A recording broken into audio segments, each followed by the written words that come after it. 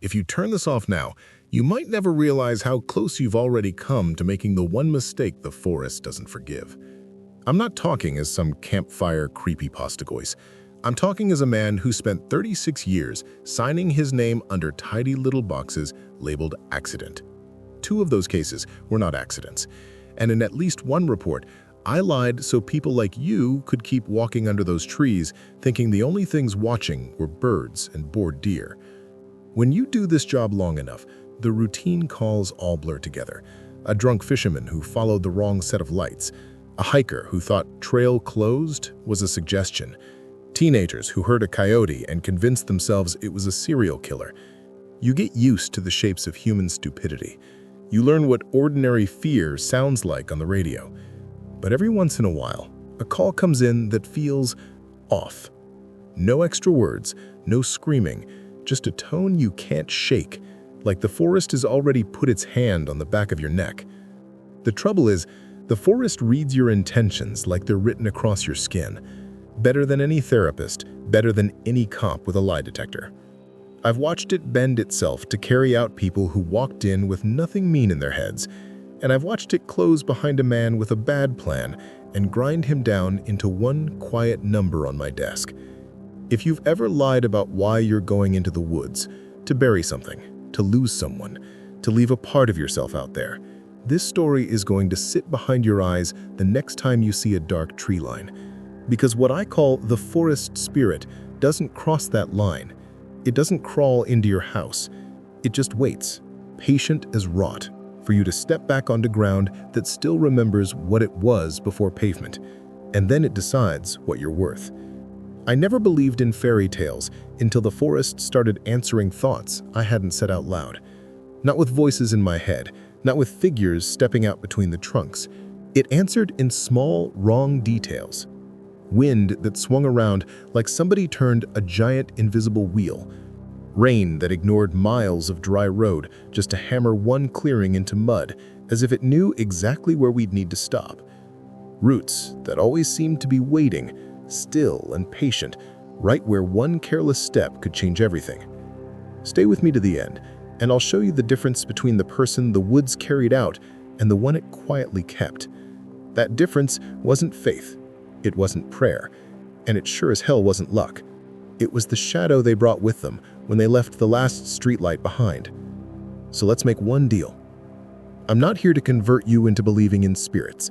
I'm just going to walk you through 3 cases from my time in the Forest Service that never made it into the brochures. You can decide for yourself where the math stops working and something else starts. The first is the night the forest helped. The second is the day it warned us and we didn't listen.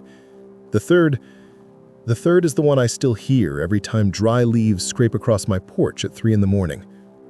We'll start with the one I'm still half afraid to call a miracle. It was early in my career, when my badge still squeaked and my boots hadn't learned the shape of the ground.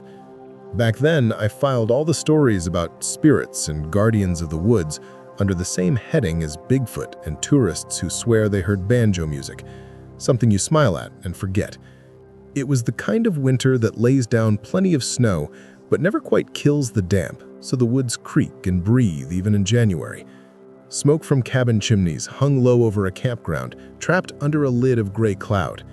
The old guys like to say, the forest is asleep, but it's listening. I'd laugh, say it was just a pile of trees you could lose yourself in if you were dumb enough to forget your compass. Then the call came over the radio, missing child at a campground about a half hour out. 7-year-old boy, followed the family dog into the dark, didn't come back. The dispatcher's voice was calm, clipped. The way you talk when you're trying not to imagine what a 7-year-old looks like after a night alone in the cold. In the background, I could hear the mother, short, sharp sounds, not quite words, like the air was being punched out of her. Parents always think they're being careful until something goes wrong. They'd let the boy throw the ball one more time, let the dog run just to the trees and back, let the dusk get a shade too thick before calling him in. They did what parents always do. They waited until the sun actually touched the ridge before they panicked. On the drive out, the road felt narrower than usual. My headlights tunneled through the dark, and every snow-capped stump looked like a kid in a wrong-colored jacket. The radio stayed quiet after the initial call, and that silence weighed more than any screaming would have.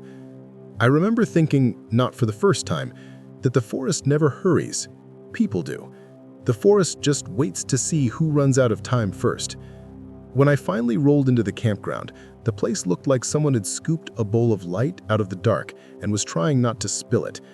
Lanterns, porch bulbs, a bonfire that had no business being that big, all of it pressed up against a wall of trees that didn't seem interested in giving an inch.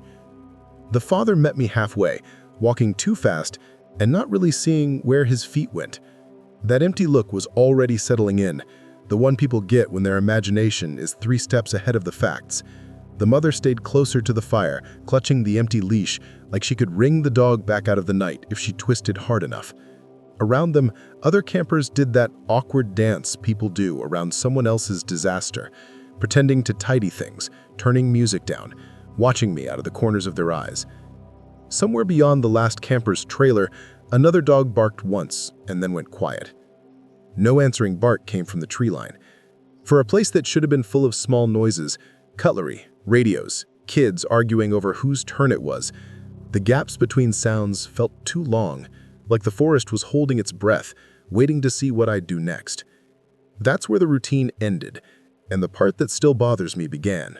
I did what the manual says you do, because doing something familiar is the only way to stop your hands from shaking. I walked the parents through the same questions I'd asked 100 times before. What was he wearing? How long has he been gone? Does he know not to chase animals? Does he hide when he's scared or run toward voices? Their answers were ordinary enough to hurt. Warm jacket, bright hat, smart kid, loves the dog, promises he'll stay where we can see him, and then forgets 10 minutes later. While they talked, I watched the tree line. The forest watched back. The fog that night felt like something the woods had coughed up on purpose. It didn't roll in from the lake like a proper weather front. It stood there in bands between the trunks, dense where it should have been thin, thin where it should have pooled. My flashlight beam went maybe 3 steps in before it frayed into nothing. I marked the spot where the boy had last been seen, drove a little stake into the snow, logged the coordinates by habit. Asked the other campers to keep their lights up, fires going, voices steady. Panic makes noise. Steady fear makes a kind of brittle quiet, and that's what was settling over the campground now. Then I stepped past the last circle of light and let the dark close behind me. The forest at night always has a personality. Sometimes it's loud, branches popping, owls screaming, coyotes yipping themselves into a chorus. Sometimes it's soft, snow swallowing every footstep. That night it felt attentive, not hostile, not welcoming, just aware, the way a room feels when you know someone's in it but you haven't seen them yet. We formed search teams, parceled out sectors like always. On paper it was simple, shallow draws, no cliffs, no known hazards within a reasonable distance for a 7-year-old. We'd sweep the grids, call his name, follow footprints, bring him cold and scared and alive. That was the script. The script lasted about 15 minutes. Anyone else's compass doing something weird? Came over the radio, half joking. Another voice chimed in, not joking at all. North just took a vacation. I checked mine. The needle wasn't spinning or twitching. It was worse than that. It had gone still. Pointed north once, and then decided that was enough work for the evening. No wobble, no correction when I turned. Just a dead, stubborn line. Around me, the fog thickened in shallow layers like stacked glass. I could hear the other teams moving, could hear their calls for the boy, but their voices didn't fade the way sound normally does. They dulled, as if someone was adding walls between us one by one. Every time the radio crackled, it sounded a little further away, even when the coordinates said we were still close. I tried to follow the grid anyway. Old habits dig deep. I took my bearings off trees, off the lay of the land. But the longer I walked, the more I caught myself looking up instead of down, watching how the mist moved around the branches, where the snow sank a fraction deeper, which way the undergrowth leaned as if something bigger than me had brushed past not long before. There are moments doing this job when you realize you're not leading the search anymore. You're being led. The fog peeled back half a step before me, like it was making space. When I hesitated, the air ahead of me stayed clear, while behind my shoulders it thickened, a soft pressure not quite touching my back. Somewhere off to the right, one of the other rangers shouted that he'd found boot prints, then swore a second later that they just stopped. His voice came through the trees muffled, as if we were standing on opposite sides of a closed door. I should have turned toward him. Instead, my feet kept following that strange, crooked corridor the forest seemed to be opening. My radio hissed for an update, for my position. I gave them coordinates that were technically true, just not the whole truth. I didn't tell them I'd already stepped outside the neat little box drawn for me on the map. Time in the dark stretches. It might have been 10 minutes, might have been 30, when I finally stepped into a patch of space that felt wrong in a new way. The trees drew back in a loose ring, leaving a clearing the size of a living room. Snow lay smooth and unbroken, no fallen branches, no animal tracks, no sign of wind, as if the forest had set a table and then forgotten to bring anything out. Except there, stitched across the white like a line of punctuation marks, were small boot prints. They came in from the side, neat and straight, each one pressed cleanly into the crust. No dragging, no stumbling, no sign of a kid wandering in circles the way they usually do when panic sets in. Just a short, purposeful walk from the edge of the trees to the base of a single old maple in the center of the clearing. And then nothing. No prints going left or right, no scuffs where he might have slipped. The last mark was a toe pointed square at the trunk, as if the boy had stepped up to an invisible boundary and the world had ended right there. I've tracked plenty of people and more than a few animals. I know how fear looks in snow. Fear runs, it backtracks, it leaves heel marks where someone has thrown their weight around to change direction in a hurry. This was not fear. This was arrival. My throat went dry in a way the cold air couldn't explain. I swept the beam of my flashlight around the base of the tree, half expecting to find a sinkhole, an old well, some black mouth in the earth that could swallow a child. But the snow was firm. When I stumped, the sound came back, dense and solid. That's when a small voice spoke. "Mister?" It didn't come from the shadows between the trunks. It didn't come from behind me. It dropped from above, thin and hoarse, from somewhere in the branches overhead. I jerked the light up. The boy was there, clinging to a limb a dozen feet off the ground. His jacket was wet through, his hat gone, his cheeks streaked with cold tears. He had both arms wrapped around the trunk like he was trying to squeeze himself into the bark. Every shiver that ran through him knocked a little more snow loose. "How'd you get up there?" I asked, because my brain still wanted the world to make sense. "He didn't," he said, voice catching. I didn't climb." He swallowed, eyes dropping past me to the neat little line of his own footprints in the snow. "He asked me why I came," the boy went on, like he needed to explain himself to someone other than me. "I told him I was looking for the dog." He looked at the leash, then at me. Then he said the dog would come back on his own. "Who said that?" I asked. "The man with the leaf face." Children have a way of saying the worst possible thing in the calmest tone. The hairs on my neck stood up so fast it hurt. "He was standing over there," he said, nodding toward the edge of the clearing where the snow was still perfectly smooth, where nobody walked yet. What did he look like? He looked like a dad, but his face was made of bark, and his beard was branches. His eyes were inside. I couldn't see what color. The kid shivered harder, squeezing his eyes shut as if he could still see something I couldn't. "He told me there are strangers down here, people who keep looking at the cars and people's stuff instead of the trees. He said the forest is busy watching them right now, and I should climb higher and not come down until they're gone." There were no other footprints in that clearing. No heavy adult steps, no drag marks, no signs of someone boosting a child up into the tree.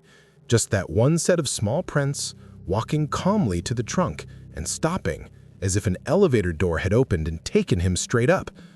I got him down the hard way, Hands numb, boots slipping, old bark crumbling under my fingers. Every time I glanced back at the snow, the absence of any other marks felt louder than the boy's ragged breathing in my ear. On the way out, the forest closed in again behind us, fog knitting itself back together where we'd passed through. The radios crackled with other teams calling negative after negative. Somewhere out there, they were still fighting with their compasses and their grids, tracing careful boxes over a forest that had quietly decided what it wanted to keep and what it was willing to give back. That night, it gave me a shivering 7-year-old who'd walked in looking for a dog and told the truth about it. And somewhere beyond the edge of my light, unseen strangers walked under the same trees, their attention on doors and windows and glove compartments, instead of the soil under their feet. The forest was watching them, and for reasons I still don't pretend to understand, it decided the boy didn't belong anywhere near that attention. That was the first time I stopped thinking of the woods as a place and started thinking of it as something that could make choices. Then again, the forest is more patient than memory. It didn't care that I'd had an awakening. It went right on being itself, and I went right on filling out paperwork. Officially, that night became a tidy paragraph. Subject located in elevated position. Hypothermic, responsive. No evidence of foul play. I left out the still compass, the fog that walked where I walked, the footprints that ended at the base of a tree like a full stop at the end of a sentence. I left out the man with the leaf face, and the way the boy's eyes kept flicking to the corners of the room as if bark might start growing out of the wallpaper. You learn, in this line of work, which truths the world has room for. A lost child who got scared and climbed too high? Plenty of room for that. A forest that rearranges weather and distance to keep a promise to a kid who was just honest about wanting his dog back? Not so much. So I put my name on the lie and went back to the same woods that had proved I didn't understand them at all. I still took a compass, I still checked the forecast, but after that night, every time I stepped under the first row of branches, I caught myself thinking a different kind of question. Not what's the terrain like or how far can a man walk before dark, but if the forest could answer this, what would it say? The second story is about the time it did answer, and we decided the response was just bad luck and faulty equipment.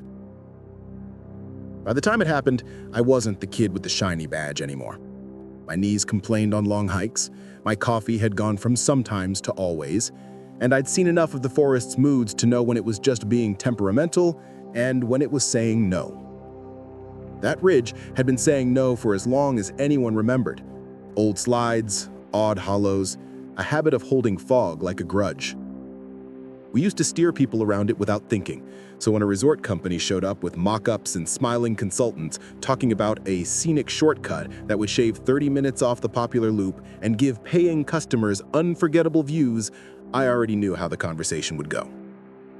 I told them anyway. Told them about the unstable soil, about the way storms like to roll in sideways there, skipping past safer hills just to slam that one. I'd seen the tracks over the years, deer and fox and bear all walking long, patient circles around the place their maps had put a neat little dashed line. They nodded at the right beats, wrote things down in thin notebooks. Then they unfolded a glossy map, traced a bright ribbon of highlighter along the spine of the ridge, and called it a proposed trail. Money doesn't argue with land, it just assumes the land will back down. The first days didn't look supernatural. They just looked inconvenient. Marker stakes that wouldn't stay up, tools that went missing and turned up somewhere nobody remembered carrying them. A run of minor injuries, nothing serious, but more twisted ankles and barked shins than you'd expect from people who did this for a living. The guys blamed carelessness, the foreman blamed the usual bugs in any new project. I blamed a feeling in my ribs that wouldn't go away. The same cold weight I'd felt that night outside the campground when the fog came alive. You can ignore a feeling. You can't ignore a pattern.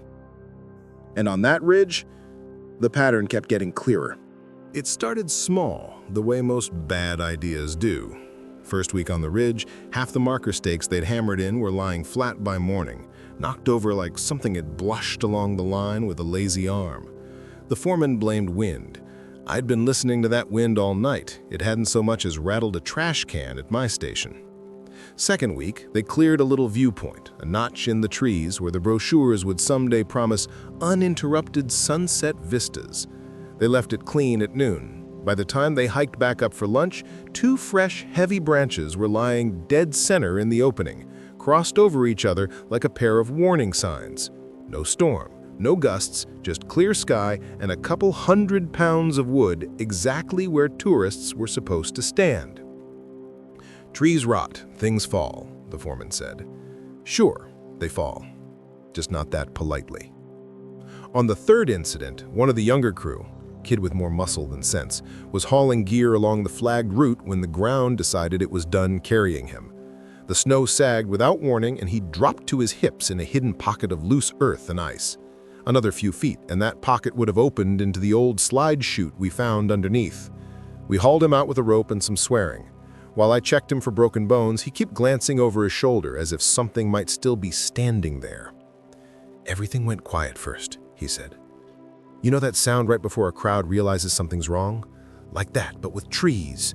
Then the birds exploded out of the branches and all went one way. I turned my head to see what spooked them, and the ground just wasn't there anymore." I asked which way the birds had gone. He pointed downslope toward the old, well-worn loop trail we'd used for years, the safe way around, the way the animals walked. I wrote it all up the driest way I knew how. Unstable ground, unpredictable debris fall, unusual wildlife behavior. The forest does not appear to hold this proposed route well, I put in the report, choosing every word like I was stepping on thin ice. The resort's project manager read it, underlined appear and unusual, and asked if I could reframe the concern so they didn't sound so absolute. "You're letting stories get under your skin," he said. "We've got engineers. We'll stabilize the problem areas. People want the view." What I wanted to tell him was that the ridge itself was the problem area. Instead, I told him I'd accompany their first test hike. I didn't say it was because I didn't trust the forest to stay this gentle if we kept ignoring it. We started late because of course we did. Schedules and egos beat daylight 9 times out of 10. The plan was hike the new route with a small group. 2 guides, the foreman, the project manager, and me. Tag problem spots, log times, be back to the trucks before full dark. A light fog hung low in the valley when we set out. Nothing dramatic, just enough to make the headlights smear. Halfway up the slope, it decided to get serious. The mist stopped behaving like weather and started behaving like a thing. It rose out of the hollows and wrapped around the trunks in bands, thick where it should have been thin. Our headlamps turned into little floating coins, bright for 3 steps and useless after that. Off to our left, deeper into the older forest, I could still hear life. Birds settling in, a squirrel scolding something it couldn't quite see, the far hollow call of an owl. On the flagged line of the new trail, the sound seemed to fall away from us. Boots, breathing, the occasional nervous joke. That was it. The GPS units went first. 1 minute we had clean coordinates, the next the little arrows started wandering, circling, throwing signal lost warnings like confetti. The tech guy muttered about satellite drift and interference, but his knuckles were white on the casing. We hit a section where the ridge narrowed and the ground dropped more steeply on both sides.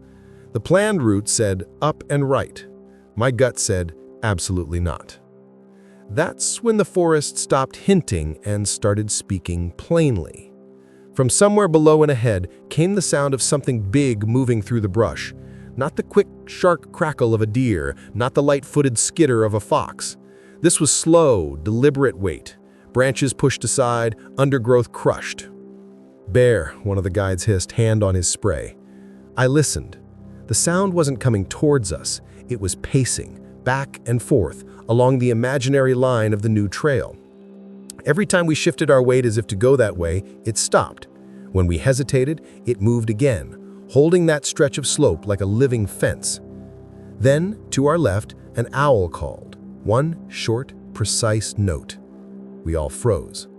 A few seconds later, it called again, a little further off in the same direction. I swept my light across the snow. The prints we'd made churned the surface into a mess, but here and there, fresh tracks crossed them. Deer moving steadily leftward, away from the flagged line. No tracks headed up and right, no hooves, no paws, not even the wandering scribble of a rabbit. The animals had voted, and their ballots were all pointing the same way. "Trail's that way," the foreman said, jabbing his trekking pole into the dark on our right where the flags disappeared into fog. You could hear the impatience in his voice, the money behind the map pressing on his ribs. "No," I said, and my voice came out flatter than I expected. "Tonight, the trail's where everything else is willing to walk." For a second, nobody moved. Then the project manager laughed a little too loud, like he wanted the sound to break whatever was hanging over us. "Fine," he said, "we'll humor the local expert. Left it is." We stepped off the bright plastic flags and onto a path only the forest seemed to understand. The change was subtle but immediate. The fog didn't vanish, but it loosened, like somebody had unclenched a fist around us. Our headlamps started throwing real beams again instead of sickly halos. The owl kept calling ahead of us, never frantic, just steady. Here, now here, each note a little further along the line we were taking.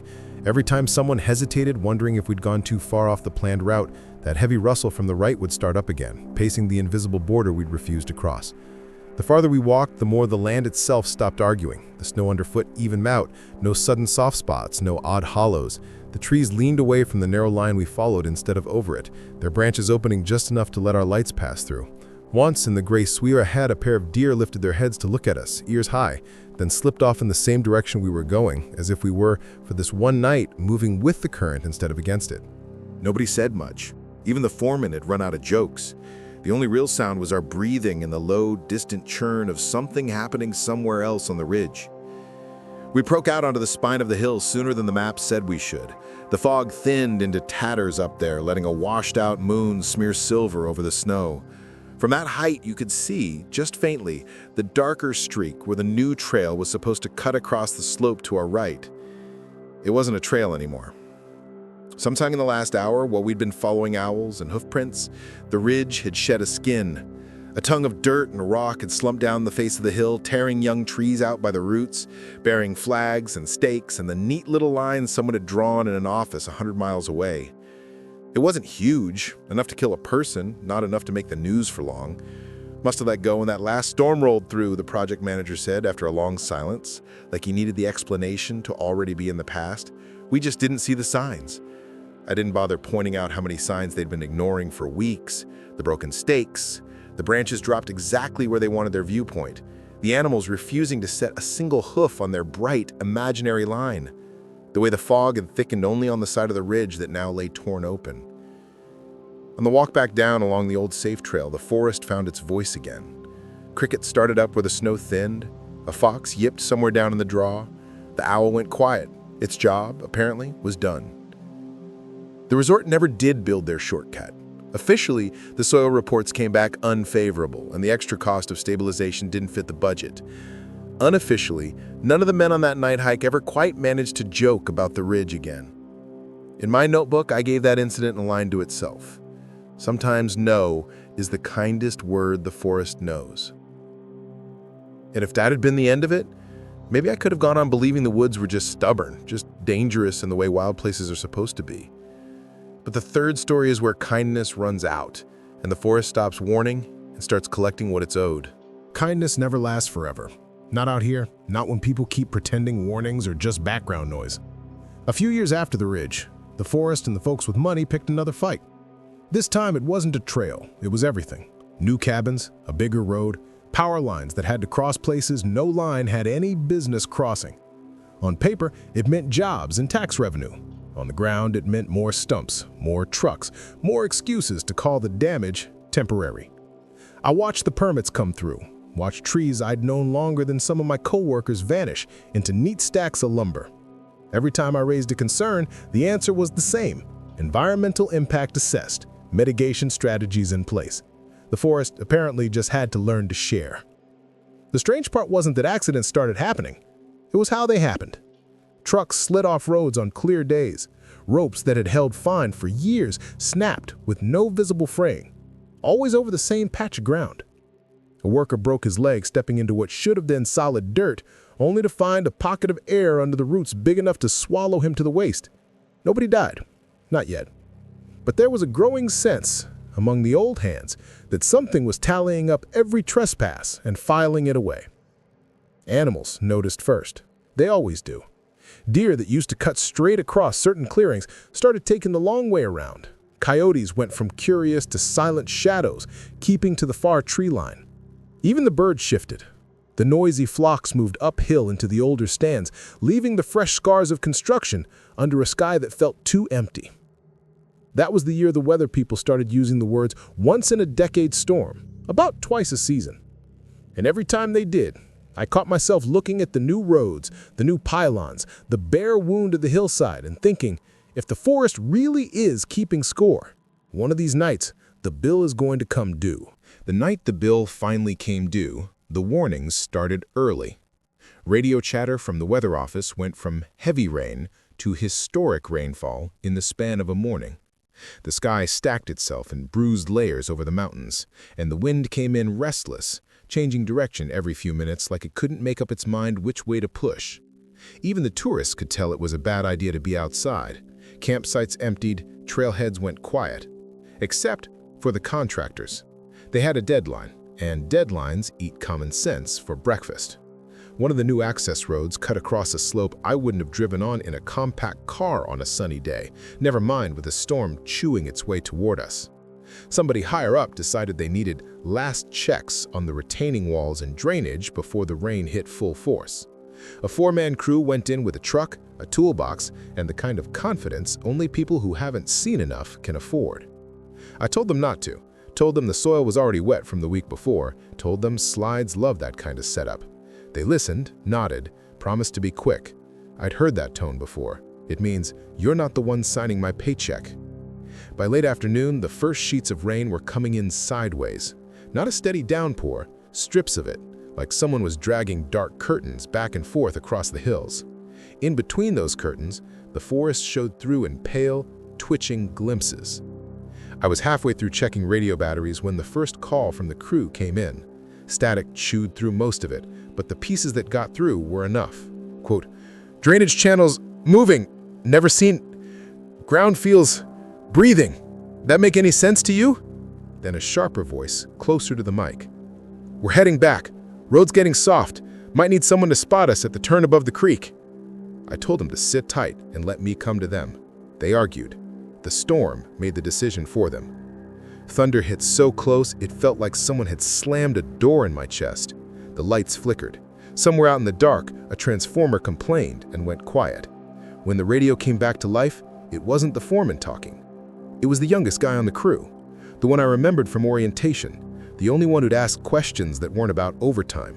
His voice was pulled thin, stretched over something he was trying not to let me hear. He said, "We lost the truck. Road under the rear wheels just left. Nobody's hurt, but we're not going that way anymore." Behind him, I could hear rain like static and another deeper sound, a grinding, distant and continuous, as if the hill itself had started to move. "Can you turn around?" I asked. "Can't see 10 feet. GPS keeps hopping around. It says we're on the road, then says we're not anywhere. The others think we should just keep going up and cut across. I don't think the hill wants us here, sir." You don't often hear grown men say something like that over an open channel. Nobody laughed. Nobody jumped in with a joke. "I'm coming in on foot," I told him. "You stay on this frequency. If you move, you tell me which way. If the others don't want to talk to me, that's their problem. You and I are going to keep a line between us, understand?" There was a pause, and when he spoke again, his voice had dropped to a rough whisper. "There's a deer on the road. It's just standing there. Won't cross the ditch, won't go past us. It keeps looking uphill, then at me." The storm didn't feel like weather anymore. It felt like walking into the throat of something alive. Rain came in slabs, not drops, hammering the hood of my jacket so hard it turned my own breath into a drowned sound. The beam of my flashlight hit a wall of water at arm's length and went no further. What little of the sky I could see was the color of old bruises, pulsing with distant flashes that didn't always wait for thunder. Even in that mess, the animals were making themselves heard. A band of crows shot past overhead, low and fast, wings beating ragged against the wind. They all flew the same direction, away from the new road, up toward the old growth. Somewhere deeper in the dark, coyotes lifted thin, uneasy howls, not to each other, but at the hills themselves. The lower forest was a chaos of running water. Dry gullies I'd crossed 100 times without thinking were now thin, angry streams. Fallen branches spun past my boots, carried by currents that hadn't existed an hour before. Every root I stepped on felt slick and untrustworthy, as if the trees were thinking very hard about where they wanted to keep their feet. As I climbed, the sound I'd heard over the radio grew louder. Not thunder, not wind. A long, grinding sigh that didn't stop. A hillside slowly, stubbornly deciding it preferred a different shape. Halfway up, the rain thinned for all of 10 seconds. In that narrow window I saw them. Deer, 3 of them, standing in the open between the trunks. They faced uphill, ears pinned back, bodies tense as bowstrings. One turned its head and looked straight at me. We stared at each other across a stripe of light and water. Then, as if I'd passed some test, they broke and loped sideways, not up, not down, following a contour round the slope I was heading toward. I changed my line to match theirs without thinking. The higher I went, the more it felt like the forest was arranging itself. Trees that should have been in my way stood just far enough apart to let me pass. Deadfall that should have blocked my path had fallen with gaps wide enough to slip through. Between 2 big firs, a narrow strip of ground stayed strangely dry, leaves plastered flat as if pressed there by a gentle, constant hand. I followed that strip. It wound up the hill in a hesitant curve, never quite committing to the steepest pitches, always angling away from where the grinding grew loudest. Once, just as doubt caught up with me, a flash of lightning tore the sky open sideways, and for a heartbeat I saw the scar of the new road below, already slumping, its edges sagging like wet cake. Over the headset, the young worker's voice came back in jagged pieces. "Can hear it moving, can feel it. They say I'm overreacting." I said, "Stay where the deer are. If they're not going somewhere, you don't go somewhere. You understand me?" He didn't answer right away. When he did, his voice had that flat, distant tone I'd heard in people who just watched something they thought was solid turn liquid. "One of them's still here, just off the road. It won't run. It just keeps stepping back every time we try to go uphill." "Then you step back with it," I said, and sped up. I found him at the point where the sensible road ended and stubbornness had taken over. The truck sat cannon at an ugly angle, rear wheels hanging in midair where the roadbed had simply dissolved under them. Mud fanned out below like something that had been spit. The 3 older men were clustered by the headlights, arguing with each other, the storm, and gravity. The youngest stood a little apart, soaked to the bone, radio clutched in both hands. 10 yards away, in the trees, a lone deer watched them. It stood on a small rise the water hadn't claimed yet, hooves planted, sides heaving. Every time one of the men took a step toward the uphill slope, the deer flinched, backward, then stomped and swung its head, as if to block a path only it could see. "Good evening, gentlemen," I shouted over the rain. "You're done here." The foreman started to argue. I didn't let him. There are moments when tone does the work for you. "Look at the cut," I said, pointing past the truck.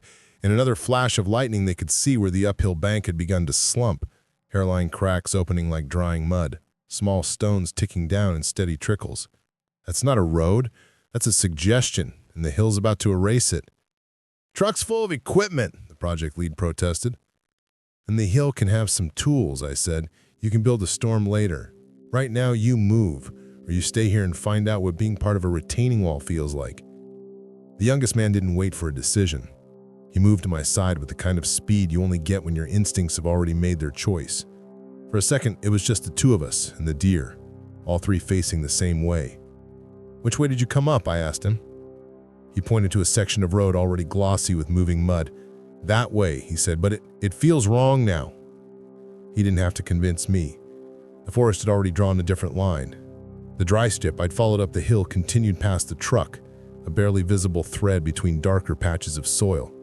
Above it, the branches leaned away like someone parting curtains. "New plan," I said. "We follow that." The foreman swore, but even he wasn't eager to argue with the way the truck's frame creaked every time the slope muttered under it. One by one, they fell in behind us, shoulders hunched, eyes flicking upward every time thunder stitched across the clouds.